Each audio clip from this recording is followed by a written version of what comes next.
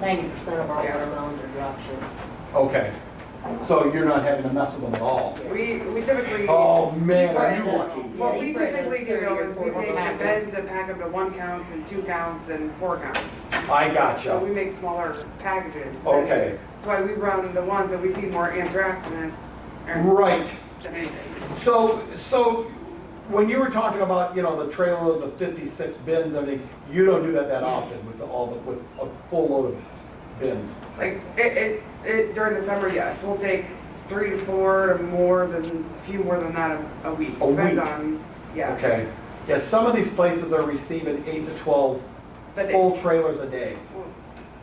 Yeah, he's probably running 50 to 60 loads a week, but they're just not coming here. Yeah, I mean, I can't even imagine doing that at this part of my life, this point of my life. Yeah. I can't imagine it, because that's a lot of digging, that's a lot of work, you know? Especially when you've got a crop like this year's that had a lot of problems in it, okay? This is one where you want to keep the product a little bit warmer than most of your other products. Now, having it too hot, is that gonna be, is that a problem for it either? Because typically it's like 60 degrees or more in the cooler we're having it in. And I think that is, that's fine. I mean, these, you know, for the most part, these things are shipped in unrefrigerated trailers. Right. And they're coming right out of the field. I mean, I've stuck the thermometer in melons before on these inspections, it's been 90+ degrees. And it's like, okay, well, you know, I mean, the only problem there is when they are warmer, you'll know when you have a problem. I mean, this is one where they open the doors of the trailer and you know you have a problem, where you have to have a good, you know, if you've got even a halfway decent nose, you've got half this inspection licked. You know, simply because I would say this is one of the 5 worst smelling items when it rots. It's absolutely terrible. You know, and now remember, when we used to do it, there were no bins, they were just stacked flat on a trailer, either in a covered trailer or on a flatbed. So you get up there and you open the door of the trailer, let's say it's in a trailer like this, and sure enough, you would always hear this.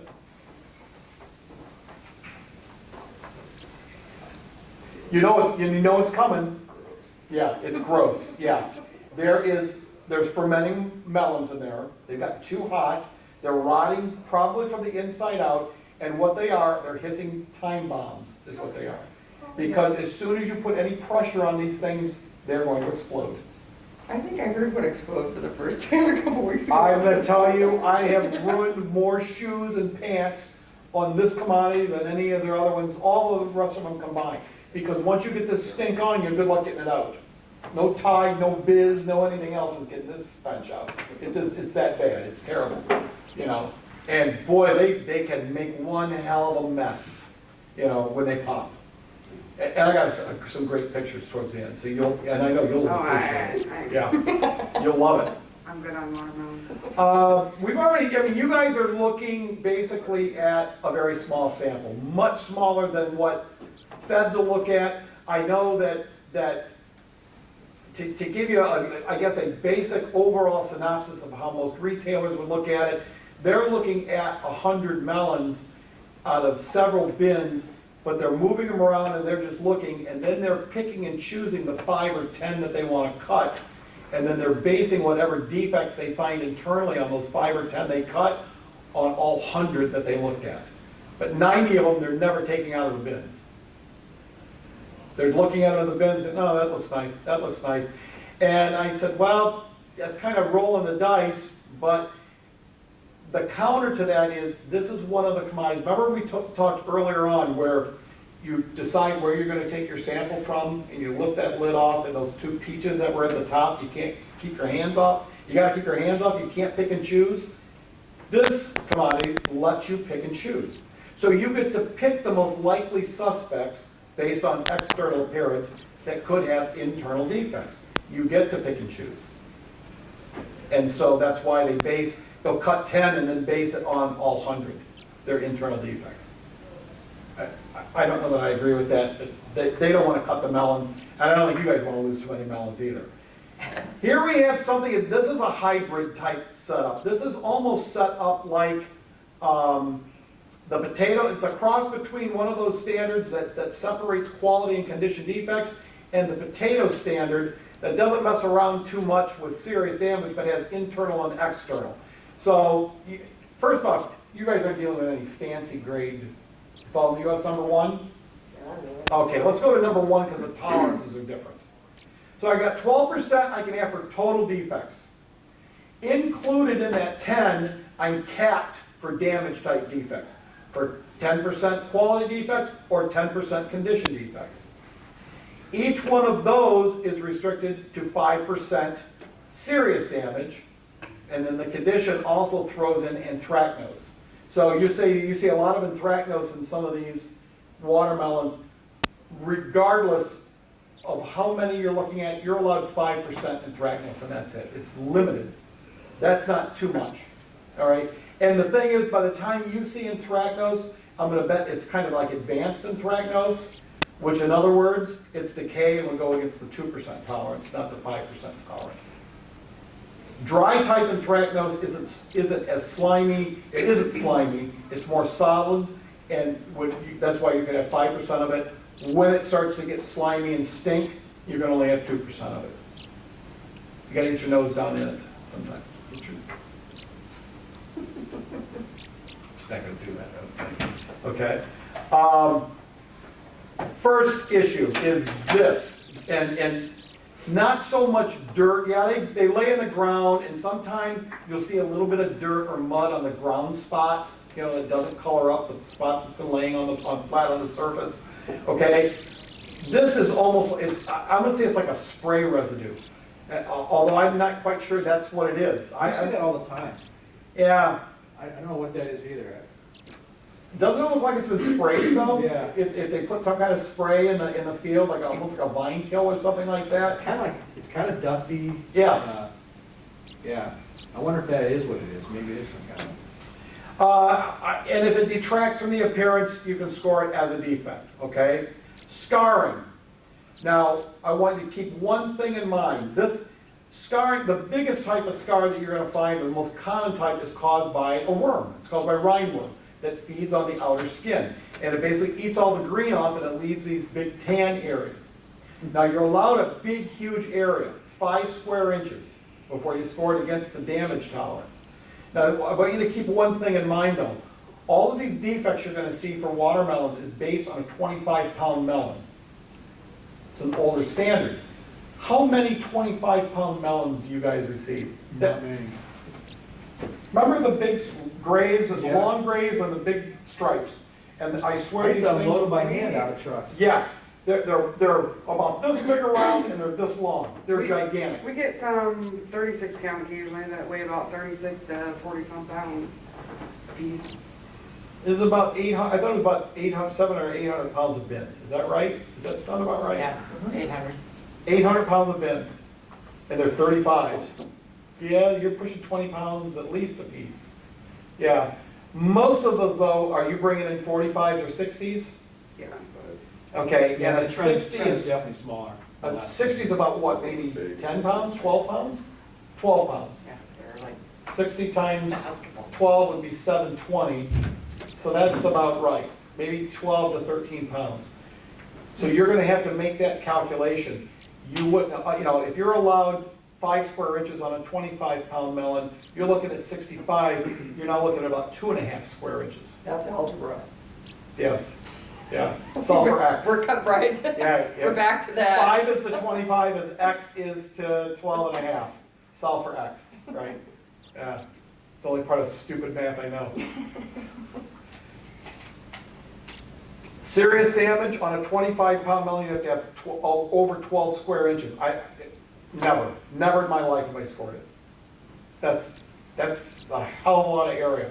Even if I cut that in half on a smaller melon, 6 square inches of scars is huge. That's a big area of scars. They probably will leave that just in the field. They wouldn't even pack it. Okay. Here we got scars, and these scars are caused by bees.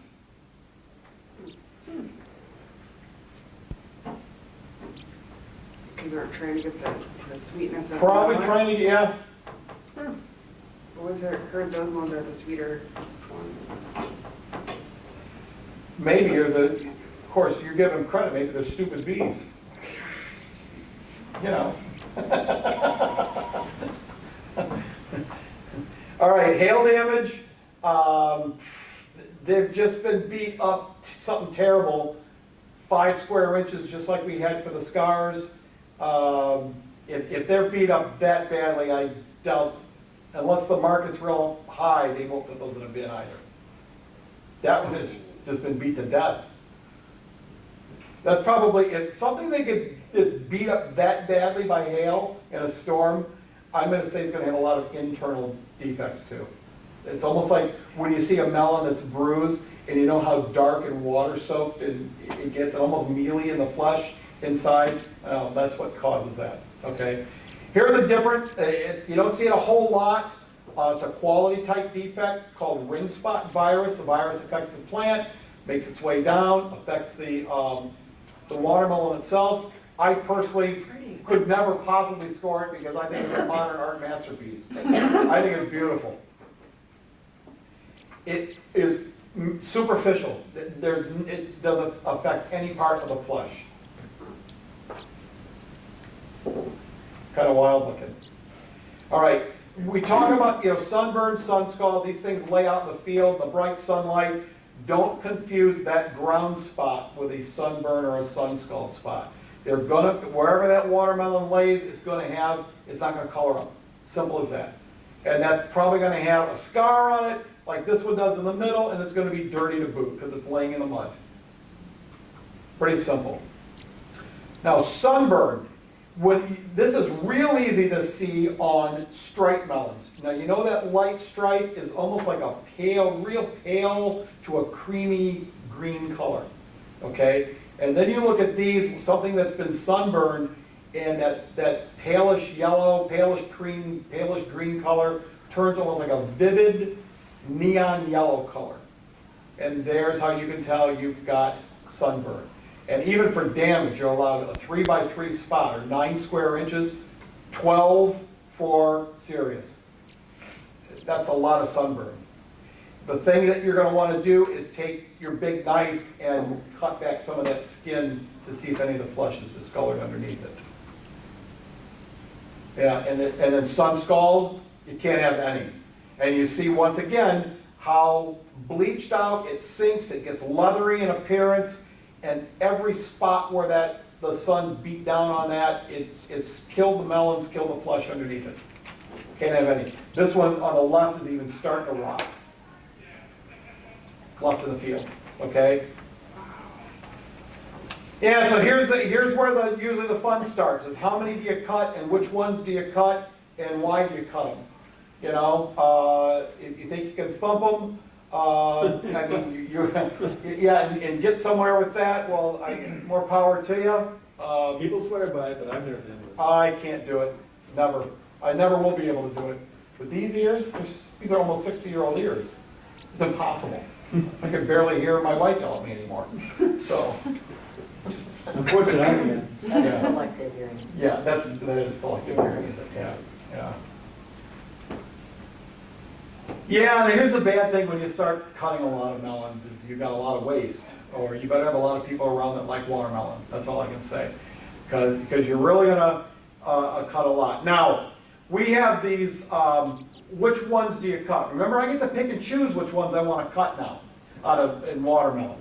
So if I've got something that's real pointy on one end, if it's not like, if it's a long melon, I don't have a nice oval shape to it, I've got one narrow end and one thick end, there's one of them I would want to cut. That's a good external indicator. If I've got a striped melon and the stripes are jagged, instead of going pretty much straight across in straight lines, there's another good indicator. If the ground spot is more white than yellow, there's one I might want to cut. If you see one that almost, if you look at it sideways on, it looks like a triangle. Instead of, it's not oval, I'll show you what that looks like. Or it looks like this. You see this one's got all these irregular curves. It's not a round or an oval melon, it's rounded. Now, there's a good indicator of white heart. what causes that? Honestly, I think white heart is one of two things. It's either lousy pollination, okay, or it's just a sign of immaturity, where the center part of the melon, I mean, that white area is like the rind. Is that like the food source for the melon is the middle? That's a good question. Now that I don't know. Remember, I took finance. Yeah, they didn't teach me that part. So, I don't know if the rest of the melon feeds off the center or not I mean, I look at things like this as more of like an immature melon, more than anything. They saw a lot of this early on this past season, at least a lot of the retailers did. A lot of white heart this year. Yeah, that's pretty rough. You don't have much edible melon there. And what you have probably doesn't have a whole lot of sugar content to it either. Okay? Immaturity, how red is red enough? Well, the USDA came up with this, and that's about the color of it. This silly color chip. I don't know how much time and money they spent developing this with the watermelon industry. And the only people that like it are watermelon shippers. And I would say retailers say, well, that chip in 50 cents might get you a cup of coffee because we're not using it. It's not bright, it's not dark enough. Nobody wants it. But it only has to be this pale pink color. Now, I guess here's if there's a silver lining to the cloud, okay? Sometimes you can have a real light colored melon and you taste it and it's as sweet as candy. And other times you can take one that has good color to it and it tastes like hell. Has no flavor to it whatsoever. So just because the melon has a darker color to it does not mean, that doesn't equate to having a high sugar content. One has nothing to do with the other. You really have to test it with a refract. Yeah, that is, the one on the right is something that was just picked probably a week or two too early, and it was probably got a breed that did it. In other words, the market for watermelons was red hot. And we got to pick our watermelons and ship them. Somebody was cutting them, they found that would be the end of the story. Yeah, there's not a whole lot of melon there. A lot of rind, that's about it. Big problem. Now, no, that is not a pear, by the way. That is actually a watermelon. And you'll see now we don't have a very good oval shape to it. One end is very narrow, okay? And here's where we start having our problem with the hollow heart. Okay, so you want to cut the hollow heart, and what we're doing here is we're measuring the width of all the cracks, each way they go, all right? So that one on the left there, I would take 3 measurements out of that for hollow heart. And I'm measuring the width, and how much width am I allowed? Well, it depends on how big a melon I'm working with, okay? How much is too much? Most people would say all of those are too much. All right, so here it is. Depends on, do I have a round melon or do I have a long melon? Okay, if I have a round melon, now remember this is based on a 25-pound round melon, I'm allowed 2 inches of width. And if it's a long melon, I'm allowed only 1.25 inches. So if I'm doing those 60-count melons that you guys bring in, that's going to be about half that amount. 1 inch on a round, 5/8 of an inch on a long.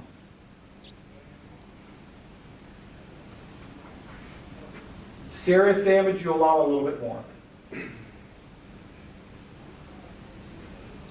And honestly, this just doesn't look good, but it really, I've never known that it doesn't affect the flavor or anything. You can still eat it. It's just, you might feel gypped because you didn't get as much melon, for what you bought, but, okay.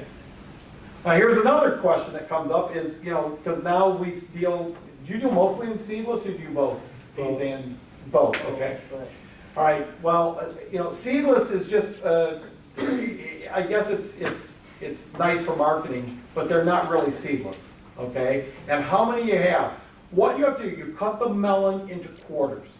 All right, you cut it once in half, and you cut each one of those halves in half, And now you're looking at several faces, all right? And if you have 10 or less mature seeds in all of the faces now that you've just made available to you internally, then it is still a seedless melon. Now I'm talking mature seeds. They have to be brown to black mature seeds. If they're the little caplets, the little white pips that are in there, those don't count at all. You don't get to count them. You got 100 of them, and it wouldn't make any difference. Those aren't seeds.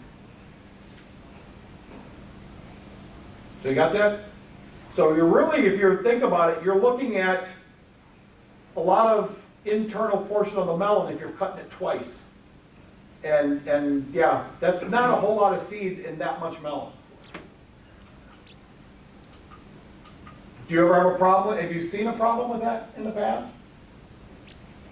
Too many seeds in a melon? Or any complaints? No. Yeah, I know a lot of consumers, this is one of the big complaints, they'll bring it back to the store and they say, I bought these that says seedless watermelon on it. It's even got a sticker on it that says seedless, and look at the seeds I found. And they're either they found 2 seeds, or they're complaining about the pips. And they say, well, sorry, that's seedless, you know, and they don't get it. They're expecting this many seeds that they can use the entire melon, all right?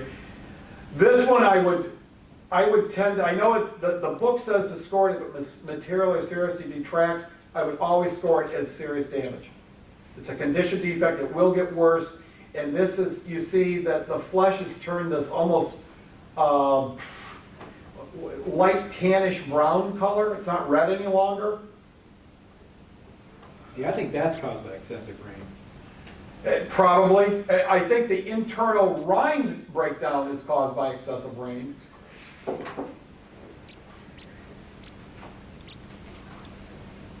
See, here we have this flesh discoloration where it did not color up red and it's got these brown streaks going through it. Yeah, I'd say that's seriously detracting. Another reason I buy cut melons, so I can see this. And here we have, this is, remember the prior slide was flesh discoloration. Now we have this internal rind spot. And this is predominantly, sometimes you'll see this dark brown discoloration go all the way around that white portion of the rind once you cut the melon in half.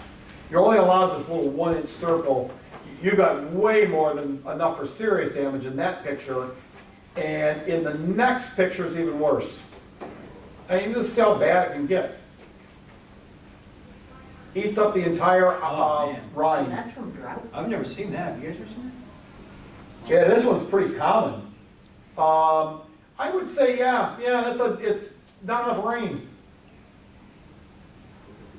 It dries up. Overripe is certainly a defect. It's a serious damage defect.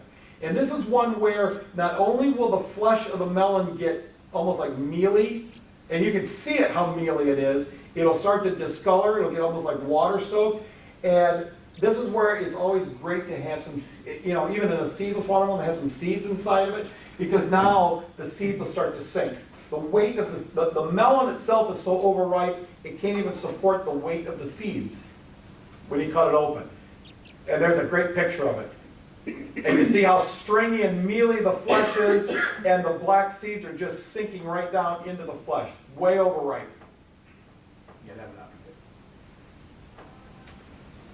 Yeah, that even, I mean, just an absolute terrible taste.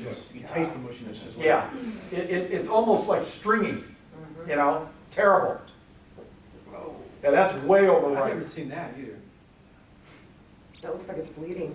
Yeah, you know, a lot of that's overripe, but a lot of times that water, that glassy water-soaked flesh comes from bruising as well. In fact, the bruising would be more common than the overripe. Now this is one, I'm going to be very honest with you. Up until about 2 or 3 years ago, I never even heard of it. You know, and now this is the thing. I said, so second growth. I said, okay, so what are you scoring as second growth? Now they've had it explained to me so many different ways that now I'm even more skeptical than I was before. And remember, if I don't know what the defect is, but it doesn't look normal, what do? We describe it, okay? And so some people are calling the second growth, see these little white curlicues, they're calling that the second growth. Some are calling the darkened areas. I would look at that and I'd say, you know, I don't really know, I can't get anybody to give me a definitive answer of what second growth means. So I would look at that, and my definition would be serious damage by translucent water-soaked flesh, and I'd leave it at that. And if somebody wants to say, hey, Paul, you don't know what the hell you're talking about, that's second growth. Let's see, okay, great. Second growth. Have It's you like heard? artwork, I think. Yeah, have you heard that term at all? No. It must be an East Coast thing, because they bandy it around there like it's nothing. Never heard of it. Yeah, second growth. So what part of it is second growth? To me, second growth means something has sprouted. Like And the it's pepper growing, and it's like that pepper. pepper, that's a second growth. Yeah. You know, or you get seed stalks in things like, you know, cedars, like in cabbage or Brussels sprouts or lettuce or something like that, or growing up through the center of the celery stalks, things like that. That's second growth. I have no idea what they mean by this, but you see it on certificates a lot. You know, the feds are scoring it as well. Yet I've asked them, I said, okay, so what is it? And I've had 3 guys give me, and these are guys I trust, they give me 3 different answers. I said, okay, so obviously you guys don't know what the hell you're talking about either. I'll describe it, and I'll play it safe. All right? Now, as I mentioned before, there is no requirement that sugar be done on watermelons, but I'm gonna say just about everybody and their brother's doing it. All right, and so here's this optional test, and it has to be, for number 1, it has to be at least 8%. For the fancy grade, it would have to be at least 10%. What I've seen with grocery store companies, they want somewhere between 11, 12, 13% is what they're looking for. They want it a lot higher than these numbers. 10% is not going to taste all that great. 8% is going to taste terrible. You wouldn't buy it. You wouldn't buy the melon if you tasted it first. Now here's our bruising, and you can even see where this one got whacked externally. You can see the bruise up there. And this is, bruising affects watermelons, I think, worse than any other product, because it's almost like, if you think about an iceberg. You see that little bit, that the tip of how bad it can be on the top of the water, and then underwater, it's complete, it's gigantic, it's doom. The same thing happens here. You see this little indentation, and you see this bruised area. And then you look at what the damage it's caused into the melon itself. This whole area right here that's dark and glassy and water soaked was caused by that one little bruise at the top.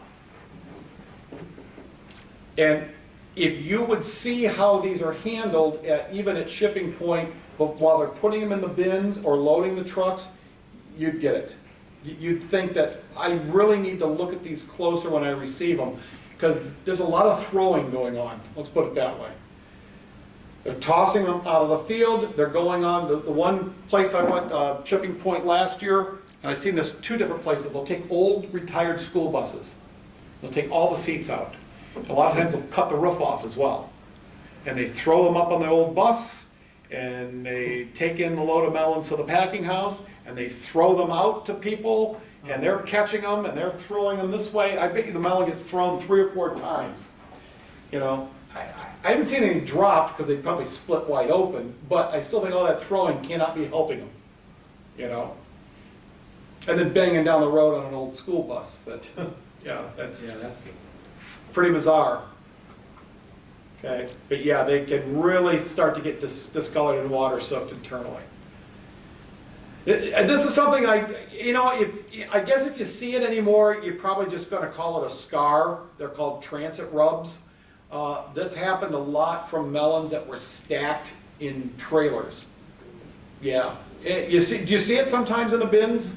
You still get these transit rubs. You just write them off as scars. If you think about it, remember the scarring and everything else was scored. It was 5 square inches. It's scored the same way. So if you want to call them as scars, I'd just throw it in as that. They say the transit rubs, though, will get worse over time where the scars won't. They'll get darker in color. And here's your favorite. Here's it, and this is the early stage of anthracnose. This is where it's still dry, and it basically just looks like a big sunken discolored area is what it looks like. That's usually how it comes in. This is how you see it, okay? And this is, even when it is this dry and in this condition, it's left at a 5% tolerance for anthracnose. It's only when it starts getting like this is when it starts to get a little dicey. You see how water soaked and it almost looks like those areas are almost like puffy and soft. So you gotta start probing around here, and eventually it goes to this, which is now no longer that nice dry type anthracnose. Now you got this nice black mold growing that's all soft and spongy, and most likely stinks like hell too. Fair enough? It gets kind of stinky. It says other types of decays. Here's one where you'll probably find something like this at the stem of the blossom end by accident when your thumb goes through it. There is one that is just completely broken down internally, most likely fermented as well. Ooh. Oh, yeah. Yeah, those are hissers. Seen those? Yeah, they're rabid. They're like foaming at the mouth, you know. Yeah, and usually like that one on the left, if you just put any pressure on that whatsoever, it just pop. It's like a balloon, you know, an overfilled balloon. And it pretty much stinks. And that's it. Okay? So let's run some of these. Have you guys all seen some of these defects that we saw up here? Okay, I can put some of this back in here. Okay. Just Okay, come over here with this one. And I'm gonna bring up this one first. These are, find something that is not quite as hard. I don't think I'm gonna have any luck. And these are all no, remember we talked about full slip versus, that's interesting. These all have stems left in them, okay? So you don't have any open stem scars, which is good. This one I would have a little bit of concern with simply because it's got this dark spot right at the blossom end. And I'm not quite sure what's causing that. And I'm hoping it's just something that's superficial, but there's only one way to find out. And it was, okay? So, now, next thing we want to do. I don't see anything wrong with these, save for the fact that they are as hard as a rock. And I'm wondering just how much we're going to get out of them. So there's a number of ways to take your samples, all right, when you're going to do a refract test.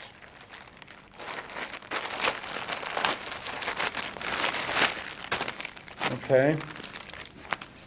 First off, I've seen it done this way, where, you know, I've got to check some for internal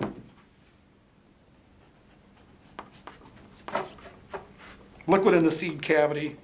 I'm not going to find it because these things are dry as a bone. But that's why you'd open it up, and then if I had liquid in there, it would have to actually pour out the side, okay?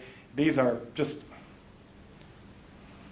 I mean, they're very hard. I don't think we're going to get much out of this. But so here's how you can take your plugs. You can either go in and take them this way. And you see, all I have is, I don't have any seeds. I'm going to make sure I don't have any seeds on there. I don't have any rind on there. That's going to get crushed. The other way you can do that, what I've seen, and this is usually what the feds will do, they will take a core, or they'll just take their produce knife, and they'll go in this way, and they will take a core out. Okay, and all they have to do with the core, they chop off the seeds on one end, they make sure all of that rind, anything that's green, gets taken off, and that'll get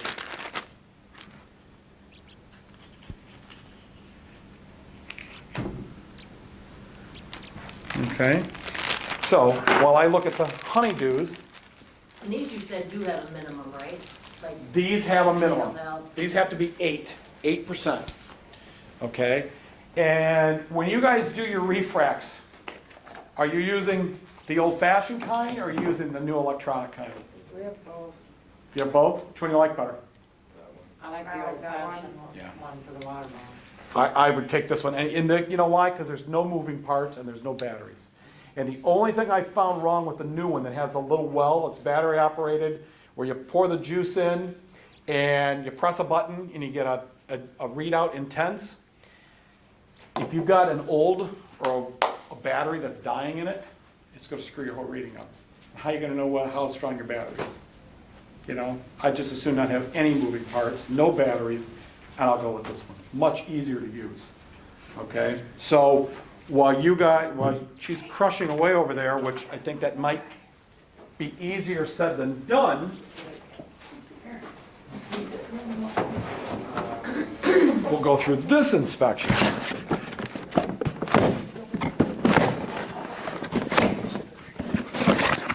Six of them, very quick. God, these are beauts.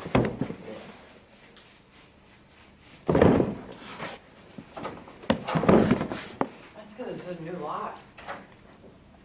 Yeah, and here's what I would call, it's probably when they were harvesting it, somebody got a little carried away with a knife.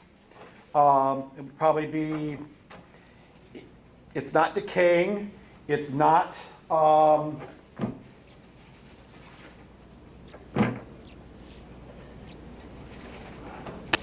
doesn't go into the flesh.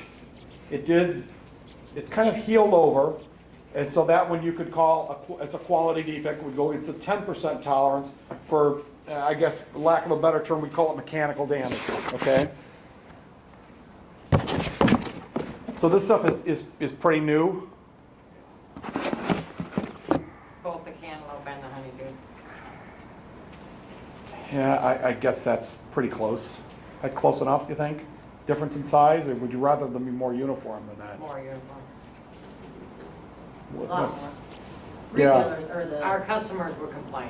food service would, Yeah. which is funny. This may be even worse. Yeah, that's a big difference for a 6 count. And that's a Primo brand too, so.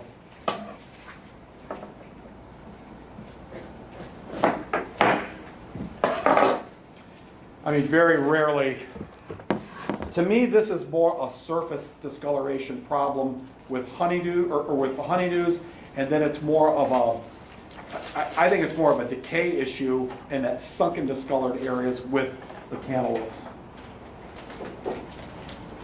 I'll tell you one thing, these are a lot riper than, wow.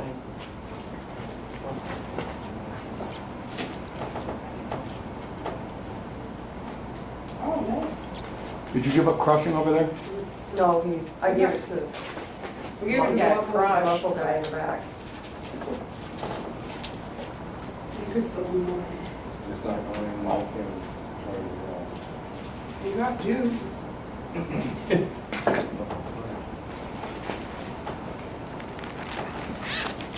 Trade you. That one's pretty good. Yeah.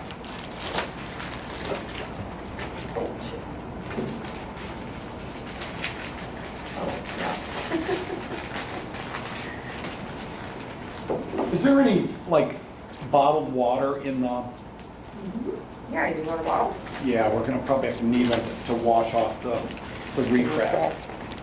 Yeah, that got crushed real easy, didn't it? Yeah, it did. In fact, I can almost cheat here. There's some paper towels too over there.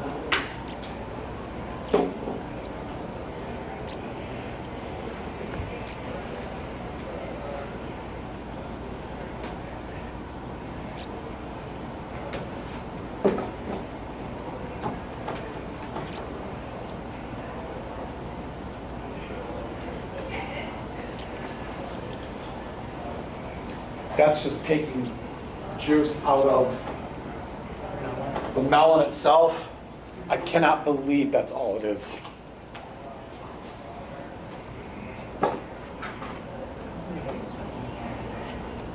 No, but you don't.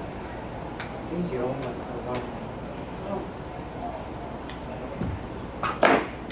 That's heavenly. That is beautiful. What's the price on it? That says 8, which,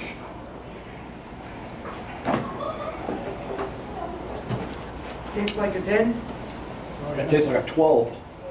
That's delicious. No, you did for sure. Good flavor to it. Thank you so much. All right, just real quick. So what do you think? Where's, is it still going around back there? There we go. I will clean that off and I'm gonna run our composite now, see if we get a little bit different. 8 seems awfully low, as good as that tastes. I would have Now, guessed. would you do that too? Would you bricks it and taste it? Oh, yeah. Well, I'm tasting just because that's the kind of glutton I am. But, I've always said that, you know, a produce inspector that finds himself hungry every day, it's their own stupid fault. Yeah, produce inspector should never be hungry. And if honeydews taste this wonderful, yeah, I'd be probably here most of the day. I'd have to take a good look at these, at least until I was full, you know?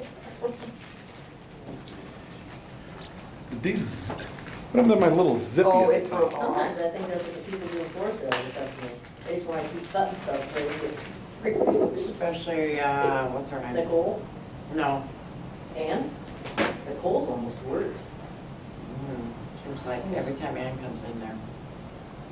Now, that was the one where we took several, and this is a little over 10. I've only cut into one melon. So I've got an 8 reading and a hair over 10 reading. So now you figure that one out. Wow. Now you see why you take multiple. And if I would have just gonna do this way,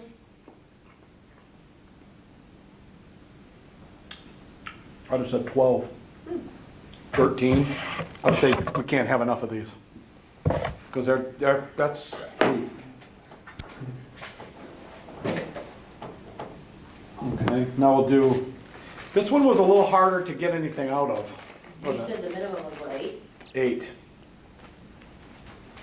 Now I haven't taken a bite out of this one, but remember, these have some give to them, the honeydews, the cantaloupes don't.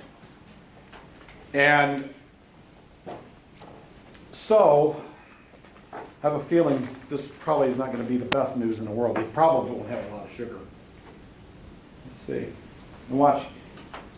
This, usually when I say that, you know what's going to happen. Yeah, 15. That's what it is, isn't it? It's a little over 10. It would, yeah, it's, this has to be 9, not 8.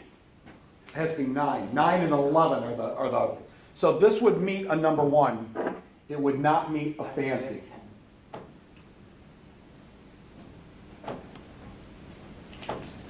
Man, it's just as hard as it can be.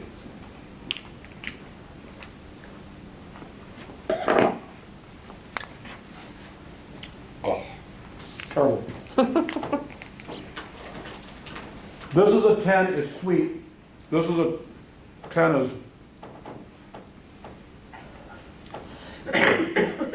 It's bad. It's bad. It's a It's cucumber. kind of like the one that I had in the kitchen. cucumber. I took a piece of it. It's a and spit cucumber. it out. It's a cucumber. There's no question it's a cucumber. So we go. Cantaloupe was horrible. Jesus, is that terrible? Oh, Just need some more honeydew. Yeah. Set the flavor. no kidding. So.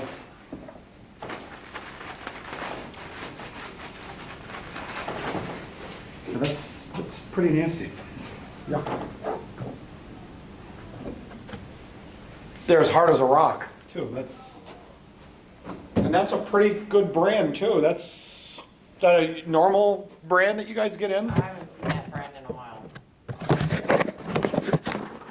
This is let's say Kingfisher's, that's a staple brand, you know. You see that all the time, all over the place. Good stuff. Let's get all the rotten tomato off of here. And now the fun stuff. Remember when we started talking about what melons do we want to cut, you know, and what are good external indicators? Remember I said that when they start looking like almost like a triangle, you see it? So yeah, that would be one I would certainly want to cut.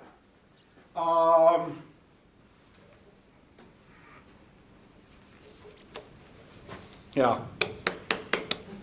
I don't know, does that mean, that means something. Is that good or is that a bad sound? Never been able to do that. I'm sure Spin down there can do that, and he's never picked me a bad one yet. Really? No, I don't know what it is, we should, And how, damn lucky or what. has he been doing it a long time? Yeah. There's some people that have, What's that? He puts the nose- Oh, that yeah. work in the industry that have been doing this forever, and they can do it. They can hear it, you know, and they're pretty consistent at it. And my hat's off to them. I've never been able to do it. Even when I could hear, I couldn't do it because I don't know the difference. They all sound the same to me. Can't you hear that hollowness as opposed to, oh, and somebody said in one of the more recent classes I had said, well, you could feel it vibrating. I said, what? I said, that's a bunch of crap I've ever heard in my life. Vibrating? You know, no. If he would've said it with a straight face, you'd have believed him, what you said earlier. Wow, I don't know. That one's a little bit sharper.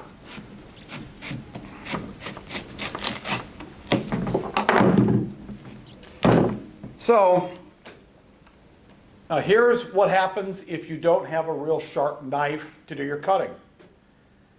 I don't have any hollow heart in this. I did that.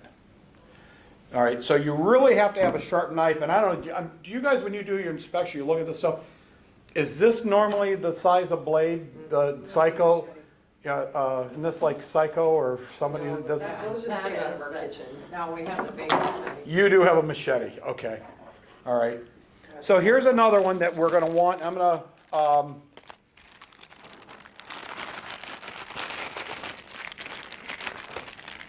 okay.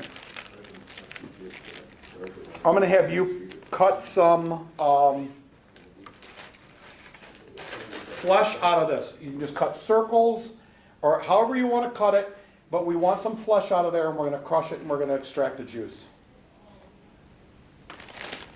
Don't be shy, big chunks.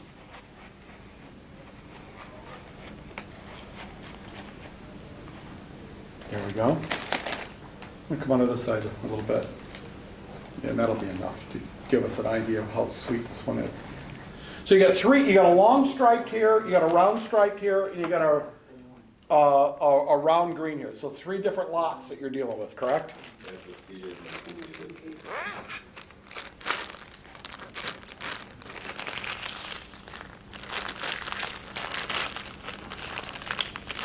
Oh, yeah.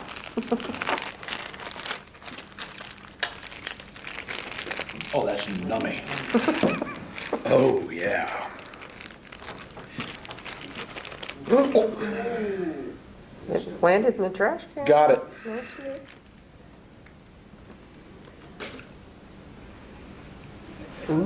So by tasting it, what do you think the sugar coating? Our watermelon guy almost gets it almost every time. What's that? Don't say anything, Laura. Keith. I haven't. Keith gets it almost every time. 12. Are you sure? That's awfully sweet. Taste it. What is it? 14. 14. Wow. Yeah. That's like, They're coming out of the woodwork. What melon is this? Now they're coming out of the woodwork. Oh, yeah. I'm sending this to PI tomorrow. I need to send him 50. That's, That's good stuff. That one will be sweeter. This one will be sweeter. Yeah, a little. Although this one almost, Okay, let's move this one over. so, right here. Is that from you, the way you cut it? Yes, Okay. I'm gonna say yeah. I don't think you have any problem. So what do you got there, chief?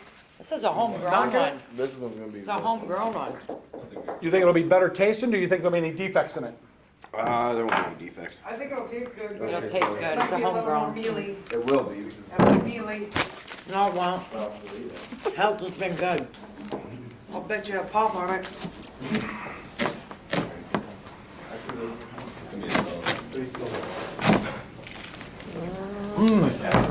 I don't think it's as nice and bright a color. Need a baggie? Need a baggie? I cannot send that next door. I gotta have another bite of this. 14. So our customer next door will not take this melon. He'll kick that back at me because of the color. It's not pink enough. Exactly. Because they process, they put them in little cups. So he will Okay, not. now I wanna show you So the something. challenge is on. I come close. Oh, here's Mr. Watermelon Man. Come Mr. on. Watermelon Man. Cut this, no, this one here. Cut this and tell me what the sugar is. Nobody say it. Deb swore you could be perfect. I ain't gonna be perfect. Now that you're under pressure.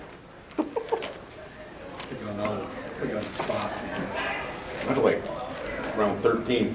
You Got me. were closer, it's 14. I had 12. I was gonna go 13.5. That's pretty good, isn't it? Look got at nice the way your flavor. health looks. So, Can't send how, health to PI. how dark, it's because you said Taste this your one, honey. Yeah, PI won't. your folks would, they would send this one back. It's Yeah. too light. Now, I'm gonna show you, This time of year they wouldn't. I'm gonna show you what the Oh, it's just USDA they want it, says. want it. Taste that, he said that's the best ever. That is very good. The The taste sweeter? okay? It's about. It's not bad, it's an after. I'd say it's about 11 and a half, 12. Did you test it Yeah, yet? no, Doing it right no. Okay. Can you tell if they're good by thumping them? Yeah. Keith. Tell if they're overripe or all hard. I don't thump them, I smack them. Smack 'em. Slaps them. You gotta User. slap them, He slaps them. you You know. wanna see how dark this has to be? Yeah. That's, Oh, yeah, well, according yeah. to the- Gene Yeah. Lafrida would have There's, it. That's what USDA says it has to be. Who takes there's, this? there's a ton of varieties that are cut paler than some cut really red, some cut really pale. That's what USDA says Gene Lafrida is the would not minimum let color. me. I wouldn't eat that. Not many people will take them. Is I this mean, the if new I lot cut it that open, came I out didn't today? think I'd try it at home. So they What color took it are the home bins? and tried it, and then they're like, oh, Yeah, but I don't think Sure, I'd even you have try it. to I think it turn was it. rotten. I took any out of the light. Is there no, oh, there's no such thing as like on or off? is No. there? It's just, okay. Huh? They're small. Like at the end of the day. This is the same, Yeah. It is. it's 14. That's almost, yeah, yeah. 14 again. Unless I didn't put enough juice under the, No, it doesn't take a whole lot. oh, okay. No, you can just rub it on there. Oh, You just take a piece out, rub it on there. He said your cantaloupes, yeah. I don't buy cantaloupe. That's fine. Ryan. That's The cantaloupes had no flavor. They're hard as a rock, too. These are, Did you try the honeydew? Got great flavor to it. It's really good. All of them Better are than only- I thought it would. honeydew are very It's only, hard. it's only a 10 though. Yeah, but for honeydew, most honeydew tastes terrible. yeah. That one's got good flavor to it. Not bad. Even the good ones taste Yeah. bad. These melons are terrific. One watermelon was stupid. This is the, They're both This is 14s. health. yeah, this isn't a bingo, it's a variety, it's a style, it's called style. This one just looks a lot nicer internally than the other one does. These are all late season watermelon, they are coming off of pretty old vines. We just How many finished loads you up. get We in just today? finished They're both today. 14s. How many did you get in today? Try any of this? 3. You got But 3 2 of them are loads from in? Oklahoma, you should try one of those. Well, he's got You wanna 50 try any of it or you tomorrow like it? again. Right. Bad experiences with watermelon. And today he got a mixture. He got all those, Which brand he did got you ask what? about? He's The getting- 36s I and told Ryan then he's gonna get whatever I They'll tell have. you. The Kingfishers, I sent those are- every 36 count you had and then finished Okay, up with so they're- different They're ones. they're at both 45. fantastic. Otherwise, I There don't aren't any usually even melons, buy so. it. My goodness. How often do you get those? That's, Do you usually buy this brand? That's a good, that's a pretty good Ryan. brand. That's a popular brand. Yeah. And again, those are very, I think Usually, I think cantaloupes, I prefer cantaloupes over honeydews. Well, these melons have had no rain on them for like a month and a half, That's so sweet. makes them much better. Yeah, it is sweeter than you think it would be. They're both, and see, and remember what we talked about earlier? That color really has nothing to do with the sugar. Here you've got this one, the solid green melon here is, got a much lighter flesh to it than this one does, and it's every bit as sweet. Remember, there is no black diamonds. Black diamonds is seeded watermelon. No. They call them Well, black which one diamonds. was it? The always Ruby come red? in? Ruby The dark Ruby ones. red. Yeah. Those dark ones. I haven't thrown a watermelon before. Anything that's dark skinned, they call it a black diamond. I like that one better. I like the yellow ones, and you don't get them anymore. I do. Some on IV. I like that one better. Potatoes. It's The got orangey one. Yeah, there we go. This one's a this help. one feels- This one's a help. That's a hell one? Yes. Good. I like the lighter pink one. Solider. I like it better. Good. Because I don't think it's as mealy. I was gonna say, I think this one that's right, isn't 'cause mealy this where that one is. This one I'm like, I wanted to spit it out. That is a spot. So then next door, I would be stuck between a rock and a hard place. Yeah. The color versus the slight mealy. It's just nowhere near as high as sugar though. Okay. How close were you on the bricks count? The one is, Off by one. That's it? Yeah, I told you, he's pretty damn close, almost every time I test him. Hey, Joe, come take the watermelon test. Oh yeah, tell us what they are. Joe will know too. What do you mean? Tell us the The bricks. bricks test. Oh, by taste? Yeah, You This got your is health. sandwich, didn't you, Joe? local grown. Did you That's probably a get your hobby. I already had one. I took one as they were coming in. I grabbed one as I was going out. Smart. So you got an extra one for tomorrow. It's not very good. I'm very particular. You said it wasn't very good? The help. Oh, you're crazy. Someone's overripe. It's kind of mealy, isn't it? Yep. The same one. Same one as that one. Huh? This is the same melon right here. Okay. The little mealy. Well, this one's got more bricks than this one. 14 and 14. Same? Yeah. This one tastes better though. Yeah, because this one's mealy. That's exactly right. Yep. Agreed. Yeah, this one has a better, to me, I enjoy this one more because it's not It's as, firm. yeah, it's not as mealy, This is overripe. stringy. And I was shocked on the honeydews. I thought they had a great flavor to them. And they're only a 10. Try this, Joe. Try the honeydew. I don't like honey. We were going to do a seeded one on you. We can do that one as well. We don't have to. We've done a lot. We got it up here, we might as well. Might as well cut it. Yeah, and what do we have? Do you have anything, you think? Where's it from? USA. I know, but whose is it? I don't know. What do you mean? Are we looking? Yeah, We have the it's, scarring there from bees, maybe. That's not, That's what that he that doesn't count. That's not, and there's not much scar. I'd ignore the scars. Yeah. it's a good melon. It's got good shape to it. I doubt you're gonna find anything internal. No, watch. Yeah, and as far as this goes, You can't tell a damn thing. thank you. That's what I've been saying It's a good for 40 years. I've said, these people, I've watched these people, they pick it up and No, you have I to know. hold it the right way, and you can feel it vibrate, and they give you all this rigmarole and this BS. I go by looks of the melon, and I go back to the days when they were bulk on a truck. You're cutting that wrong, incidentally. Oh, I know I am. I'm cutting it the I easy don't way. care, I don't care what the USDA says when they Joe, cut you them. cut it the other And I way. tell these people, you Oof, gotta cut stop. it the other way so you can see what the hell you got. Well, then if you were cutting seeds, you'd have to cut them Ooh, both ways. firm though, compared to the other. And the problem is, when you don't have a real sharp knife, you No, tend they to don't even cause. have a decent watermelon knife. I bought a ton of them, and I gave them some of mine, and they stole them all. Somebody did. This one should be good. It It's looks nice and good. firm. Nice and firm. Okay, one more bag. Yep. A little one here, we're gonna need a little one, right? How come you don't with that kind of good spectrometer rather than the, Yeah, I was just saying The that, one we, that's, that's the one I like. Yeah, I've always liked I it. think I Old just school one. converted Deb. huh? Here we go. I think we just converted you. To this one? Yeah. Well, yeah, you just, Well, welcome back. Let's see what we got Welcome there. back. Oh, you did find some, Yeah, these just came in. definitely. Fire. We talked about earlier about the, they've called this different things over the years. Virus mottling, irregular ripening, and now the name du jour is abnormal coloring because the green will never ripen. No, I know, and then they say on that Commerce Commission bullshit that abnormal coloring doesn't count. Yeah. Well, it counts if you can never ripen it up and use a tomato. Well, you can't. I mean, that's according to the agreement our government signed with the Mexican growers. I was gonna guess 9, because it doesn't have a ton of sugar. looking at me. Weird. Yeah, Is that you it? can't take it off. You can't take it off. on Wow. So sweet. And these just came in. Yeah, Suspension agreement. just over 8. Well, how many boxes did it take to get these? Oh, I Does it just come out of grabbed one out box? 3 or 4. Just skimmed off the top. I'm sure they're all over them. Yeah, we'll get some production and get That's not good news right there.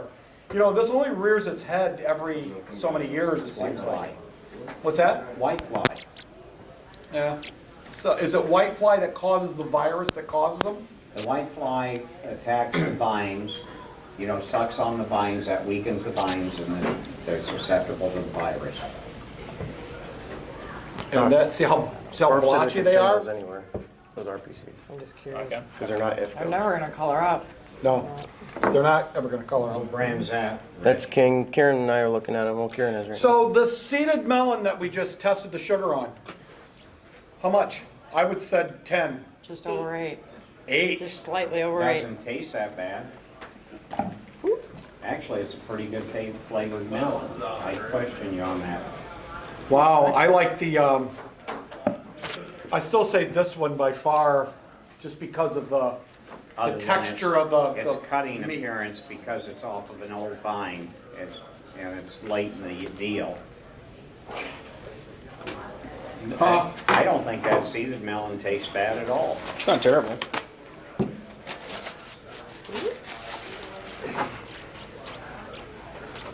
When you started, were they still into the Charleston gray? The Charleston Grays, I remember those, yeah. Okay. The 25-pound ones that were, that light pale green color that were, Yeah. yeah.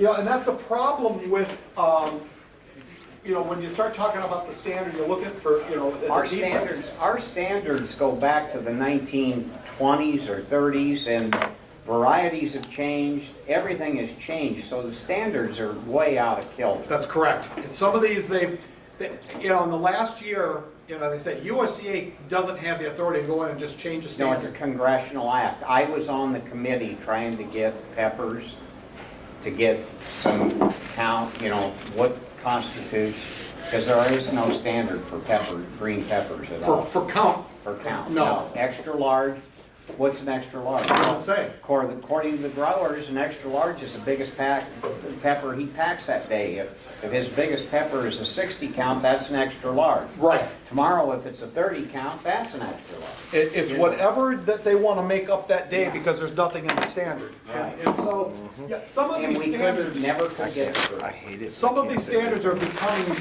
most of them, I think, are becoming irrelevant because your customers are coming up with their own specs. Yeah. And it's US #1 plus, because they're adding more color, they're adding different sizes, they're adding different parameters to it. And it's what I keep saying, it's sooner or later, the USDA is they're not providing a timely inspection anymore, it's expensive as all hell, and the standards are irrelevant. So they're slowly but surely putting them out of business, Yeah. putting themselves out of business. Yeah. Well, when I started in the business, an extra large pepper would have been about a 70 count. Yeah, that's what I was, A medium was a 90 count. That's what I was Because telling that's as them. big as peppers grew. because you remember years ago when I started in the early 80s, a 2.5 inch pepper was a #1 and you looked at it all the time. Yeah. And that was it. And now try to find a 2.5. They don't, it's rare. They usually call those choppers now. Everything has been bred to be way bigger. Now, I started in the 50s, so. So you remember the oddball shaped peppers and, Yeah. and now they all look like they come out of a mold, last year, the USDA, my business partner and I just noticed this, a lot of the standards now have a September 2016 date on it. And outside of one little item, I think the USDA just arbitrarily went in and changed something. I don't know since when they had the authority, but they did. And what it is to reflect the requirement for similar varietal characteristics, because they commingle so many packs now, like stoplight peppers and everything. So they put a little asterisk in there with the explanation, if the master carton is marked to indicate that this is a mixture of varieties, then the similar varietal requirement of every standard is moot point. You don't have to have it. Other than that, nothing's changed. But that doesn't mean these standards should not be updated. Oh, we've been harping about this since, the 60s, 70s. The cucumber standard that everybody uses for field-grown cucumbers was late 50s. Most of the green standards were in the 30s, Yes, ma'am. Pandos, you want him? No, he wants me. No, he wants you. You want some watermelon, Chad? He said he Now, wanted. Chad, you're parked in a handicap without a sticker, I hate to tell you. Okay, one last thing, and this is an easy one. We may actually finish a few minutes ahead of schedule, all right? Because we have one small box of mangoes. And mangoes, I mean, this is a really, really easy inspection anyway. A lot of what you're going to have here is really surface discoloration and overripeness is I think, the two biggest things you're going to find in mangoes. This is one of the newer standards, believe it or not. This was created just in the past few years. I can't believe that they have not come up with a papaya standard as well. I guess the industry just hasn't asked for it. This variety that we're looking at, Tommy Atkins, is that usually what you get, the one on the bottom right? We sometimes get that at tofu. Well, it's majority of the time when it comes to a regular 7 to 12 count, it's a Tommy. Once in a while we'll get a Kenton. Okay. And then the Altufos, we'll get them at the beginning of the summer and carry them for a little while, but they're not a hot seller. This is the only one I have not seen, and I've never seen it in the market, I've never inspected it. There are other ones you see all the time.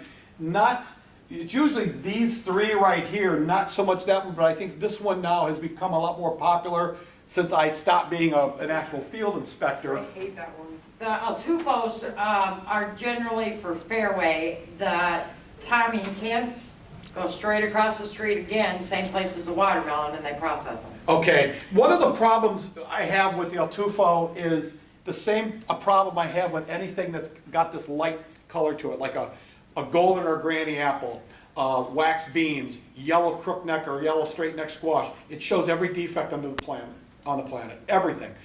Every little mark you're going to see because of how light that skin is. And unfortunately, people are buying, again, with their eyes, so those really... The quality of those go quicker than normal mango. Do they? Yes. Have you found that there's a big difference in taste between them? I'm not a big mango fan, so when I have tasted them, I guess the Altufo to me is always, the texture is softer, a little bit smoother maybe. I don't know. I tend to not try and taste the mangoes. I don't know why, but. Yeah, this is something, you want to make salsa out of them, you just want them just by themselves. I kind of like them. I fancy myself and like margaritas, they taste pretty good. I like Oh, them maybe if I blended up tried it in a with, margarita. Oh, frozen mango margarita? Get out of here, you're gonna live on those. That's a food group. Yeah, that's fine. I like them processed, blended up with orange juice or whatever, but Yeah. just eating it, slicing them, eating it, there's some sort of medicinal taste there or something. Yeah, I can eat a whole mango in one sitting. You can, you don't. peel it and eat it, delicious. Yeah, I agree, they're really I'll good. put 2 skewers up the back of it and run it along the seed and just eat it off like a popsicle. Yep. That's the way Carlos does it. Perfect, yeah, I know. So, a very simple inspection. You're gonna look at everything in the container. That's gonna be your sample size, 3 different grades, and I'm gonna bet you're, like everybody else, you're using US #1. I don't think I've ever graded one on a fancy or a 2, Very simple defect tolerances, 10, 5, and 2. Good delivery, I don't think you're gonna mess with. You know, if you're gonna find any type of defects in them, it would probably be some kind of scar or an old healed over cut from when it was harvested. They get a little crazy when they cut these off, and sometimes the knife whacks into the mango itself, and then it heals over by the time you get it. Yeah, here's our scars. If it's light in color, you allow a little bit more, in fact, twice as much if they're dark in color. That's the same way as we score scars with everything, right? Light, not as, you know, if it's rough, if it's dark, you allow less. Okay, very simple. And that's shape, I'm gonna tell you, I wouldn't even consider shape a defect on these. What? They're all misshapen if you think about it. They don't have a perfect shape to them, you know? That's kind of an oddball shape, you know? But that's what I would expect how a mango to be shaped. That's interesting. What do we think this is before we cut it? I'll tell you what it looks like, but I can't believe that it is. It almost looks like hail damage. It looks like it got whacked because it's pretty firm. Yeah, that's interesting. And it sort of healed. Yeah. That's weird. We'll see what it looks like underneath it here in a second. Yeah, I guess scab, I've never seen it actually in a carton. I've seen pictures of it, of scab that affects mangoes. Here's that old healed cut where they got a little too crazy with the knife, and it was early on. By the time we look at it, you know, when they cut these mangoes, when they're harvesting them or they're handling them at the packing house, one of two things is going to happen. This, which is harmless, it heals over, or it doesn't heal over and it starts to grow a nice fuzz. There's no scar, no bump, no nothing. You just put the sticker over it and you're fine. Ah, yeah, why not? Yeah, it's like my last guy tried to buy a used car from me. He did this, right? Yeah. So we're back on insect damage. And it looks like I got all kinds of, I think that's just eggs and stuff. Insects are trying to make a home. Here they burrowed into the mango itself and really eaten up the flesh. Here's one, if it's soft or overripe and it's got a lot of give to it, I would say, feeling these are all hard. And I'm gonna bet that's the way they come in all the time, hard as a rock. All right? When you're describing the color, it's not so much the color of the blush we're concerned with, it's the ground color. It's essentially the green is what we're concerned with. Because this goes from green to almost an orange, the riper the product's going to be. If they come in and they're this dark green, yeah, you have no worries whatsoever. They just don't get hit in the head with one. So you're looking more at the ground color, not the blush color. Yeah, and I'm going to say sunken discolored areas and rot are probably the big one. Here we have some internal discoloration. This is why we cut a little bit of everything we look at, just to make sure it could look perfect on the outside, might be dark on the inside. USDA, which at best right now, that's what I think I would score this as, just a big sunken discolored area.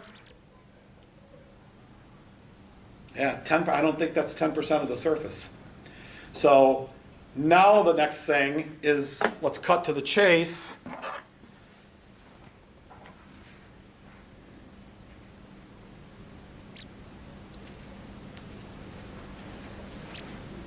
There we go, that's hail damage. Oh, weird. Yeah, that got hit by, they got hit by hail real early, or got hit by something, rock, hail, something, early in the development. It dented it in, it healed over, and that's what it did to the flesh. Caused, like, to be chalky inside. Was it? I saw enough of it on that truck. Yeah, now once in a while, you may see this. And I think the only way you're ever gonna find this is if you cut the product. where you see this, like, it's almost like this dried out whitish gray discoloration of the flesh. It may start to, as it loses moisture, it may start to sink right up here around the stem. I've seen sinking around the stem. If it starts to sink and pucker up here, those are the ones that you want to take your knife, you want to cut those. All right, because you might find this inside. See how puckered that one is? And it's this whitish discolor, whitish brown. Got to have a lot of the flesh. It's 10% of the surface has got to be affected up in the top. Okay. Loss of moisture, 15% of the surface. So you see the trend here is not. It's mostly percentage of the surface that's affected. That's how you score these defects. Now here's one you have with a couple different items that we look at. This is the first one. When you start looking at mangoes, some of these products when they're harvested, when they're cut off at the stem, they leak this, they ooze this gunk, the sap-like substance. Zucchini squash is another one out of that big stem scar at the top where they lop it off on the plant and it oozes what I call squash snot, because that's what it's got the consistency of it, and that's what it looks like, snot coming out the top. All this is the fruit or the vegetable trying to heal itself after it's been cut. It's the same way where we form scabs when we cut ourselves. This is just trying to heal a wound. Now the problem you have here is this can get so bad and it drips down the side and it will pick up dirt, it will pick up dust, it will discolor, and it gets pretty ugly. And so that's when it's scored, because it materially detracts just from the surface appearance. It's not decay, and please don't ever score it as decay. At worst, it's going to be scored as just a defect that's dirty, like foreign material or something like that, that detracts from the appearance. Same way, and we'll talk about zucchini squash in the morning, the same thing, when it oozes that gunk out the top of the stem scar, as long as it's not collected any dirt or it's dripping down the side and detracts from the appearance, it's not really a defect. So when you wipe that ooze away and it's like an obvious defect, then If you can wipe that up, see what a lot of times this will ooze out, and then by the time we look at it, it's almost solidified. So it's pretty hard to wipe off without actually removing the skin of the mango. The problem is it picks up dirt, any dust in the air and everything else, and that's when it will start to discolor, and it will darken up, and that's when people don't like it. They say it detracts from the appearance. And at that point, I would simply score it as damage by either, I'd say just damage by foreign material is what I'd score it as. even zucchini. Zucchini, yeah, if it has started to pick up dirt and discolor, I would. If it's just by itself, the problem with zucchini is when it starts to do that, people will say, well, that's rotten because it's got that slimy, gummy texture to it. I said, wait a minute. Wipe that little, the zucchini snot off the top of it, and if the stem is like punky or it's soft and started to decay, then score it as decay. But just because of the zucchini snot, that doesn't mean anything. Yeah, if that's not started to discolor, it's not a defect. Only if it started to pick up some, zucchini snot. I want you to remember that one. I just told Ben we need to use it on our quality walk. And I'll know if anybody's looking at it when they say, what? Yeah. Now here's one this is what I think is essentially going to be your biggest defect in mangoes, is surface discoloration. Yes, that's what I mostly see, if I see anything. Like this. And so here we have these 7, 8 mangoes. What do you think? What would you do with number 1? It's okay. Good? Good. Okay. 2. Good. 3. 10% Send it. everybody? Oh, yeah. I flip it over. 15%. It's more than 15%, and let's assume there's nothing on the other side. That's good. That's good. So 3 is good. That makes 4, 5, 6 good, correct? Yep. 7. No. You see how it's almost getting bigger splotches there that are kind of sinking? How about 8? No. So 2 out of 8. That's not good. That's 25%. Not bad news. Boom. And the only one that I would really be worried about, the flesh underneath that I would want to cut, number 7, because of how large those splotches are, and they started to, it looks like they've got a little bit of depth to them.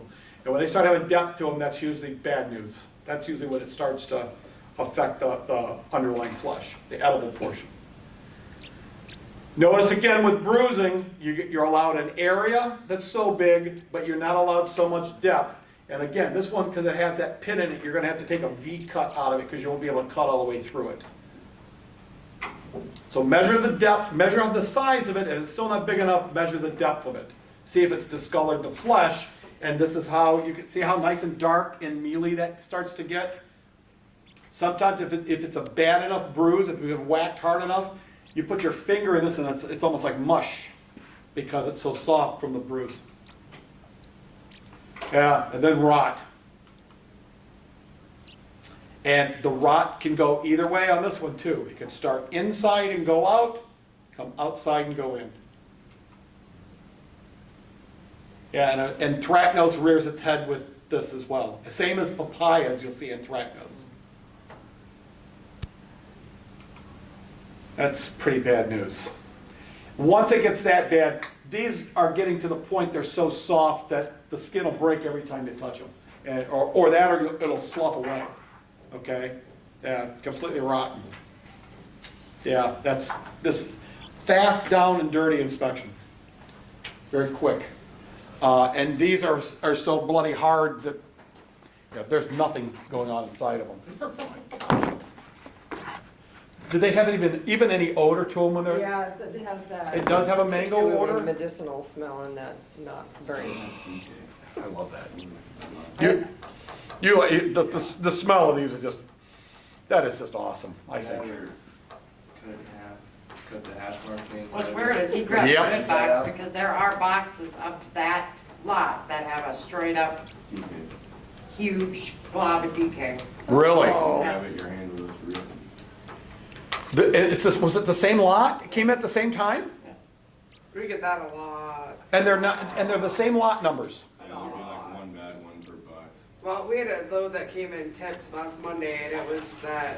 It has- So I that's, haven't seen, this lot that we're seeing the DK in, it's very rare that we get, I mean, they usually come in. 14% a piece, man. Each one's 14. We lost 44 cases out of 252 last Monday. Well, just that's for because of a DK. tip load. Just for DK. Because we Or a tip salvage. load. I'm gonna say that Salvage probably everything. won't have a great flavor to it just because it's so hard. That's the bad It'll be thing. almost like bitter. Yeah. They gotta have ripeness to them or they're not worth eating, Yeah, we have to try to condition them, I guess you would say, for next door, because they're a little too hard for them to process. Again, I can't believe that they haven't come up with a standard for papayas. Are you handling as many papayas as mangoes? Or No, no? no. Yeah, my daughter, her husband's in the military, and while they're in Germany now, they did live in Hawaii for 3 years. And so it's like mangoes and papaya, and pineapple, you just gotta learn how to eat differently when you're over there. It's not really that expensive to live there. You just can't eat, oranges and grapefruit and stuff that we're used to getting here, steak. No, you eat chicken and fish, and you eat a lot of mangoes and papaya and pineapple. It's just got to change your focus a little bit. But they have this thing over there, this drink you can get, and they sell in the grocery stores in carts called Pog. Have you ever had Pog? It's papaya, orange, and guava juice. Ooh.